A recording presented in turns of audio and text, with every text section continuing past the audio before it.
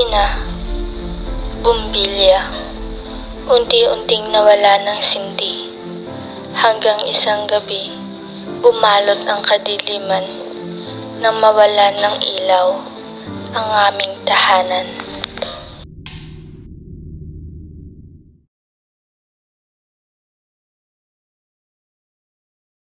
Ano naman buksan ng gasera na yan?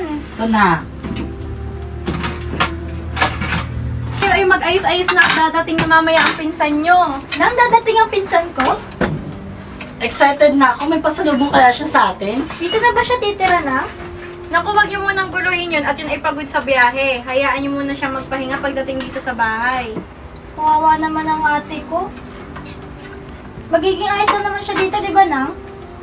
Oo naman. Dito kami ng pinsan niya. Oh. Tuloy kayo, Tang. Tuloy kayo, Nine. Oo, taman-taman, naghain na kami. Halina kayo, kakain na tayo. Siya, maupo muna ka tayo. Anong ulam? Sala-sala sa ating munting hapunan. Amen.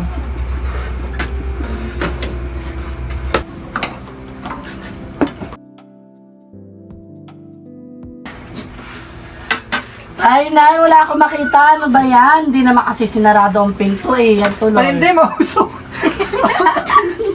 Nabayak ko lang taklabi yung ating kanin. Dali, baka tayo maanhan ng gamo-gamo ang ating ulam.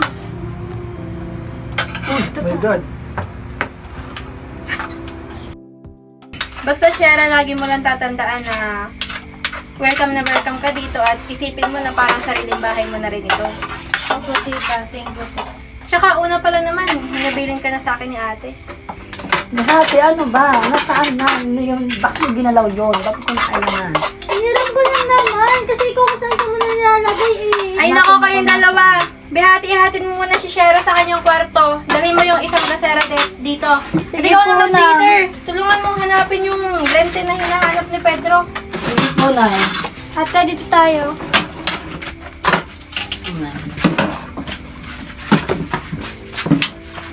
Ikaw, babot nga ng isang gasera dito. Hindi ko na kasi maaninag ang hinuhugasan ko. Baka hindi ko mahugasan ng maayos eh.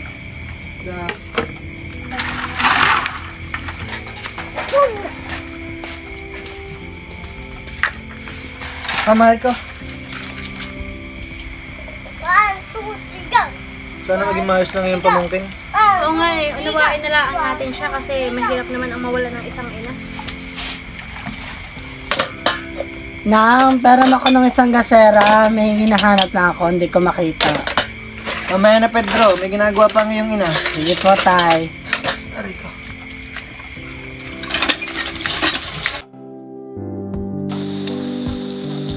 Sa paglipas ng gabi, na tanging liwanag mula sa gasera ang aking kasama, natuto akong maging matatag, magkaroon ng lakas ng loob at tibay ng dibdib. Ang kapal naman ng mukha mo. Ako magtuturo kay Insan yan. Tinuro yan sa amin nila Itang at siguro kung sobrang liwanag ng gabi palagi, yung tipong buong bahay maliwanag, hindi namin yan magagawa. At alam mo ba, diyan din kami nagkakasundo lahat. Kapag minsan may away sa pamilya namin, tulad lang namin ito, sa pamamagitan niyan, ang ilaw mula sa gasera, papet sa kaanino, gumagawa kami ng kwento paraan na din para humingi ng tawad sa isa't isa, hanggang sa magkabati na ulit kami.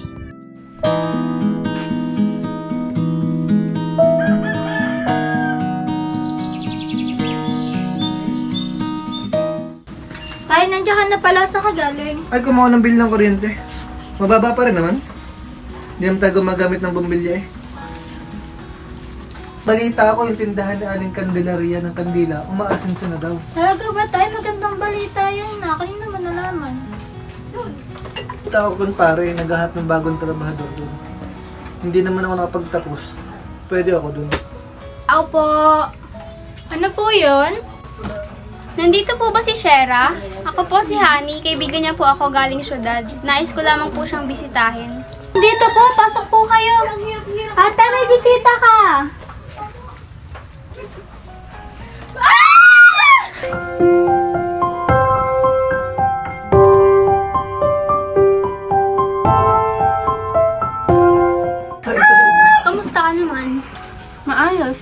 Natatanggap ko na ang pagkawala ni Ina. Salamat din sa tulong nila tita. Mabuti yun. May dalang na pala akong ilang pasalubong. Uy, bihati pa sa lubong daw oh. Ito Gasera. Ay nalulungkot? Naghahanap ka ba ng liwanag? Mag-Gasera ka na!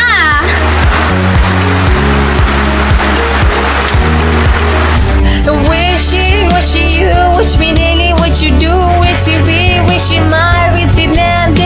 Ano pang hinihintay mo? Magtipid ng kuryente at mag-Gasera ka na! May nawala, pero maraming pumalit.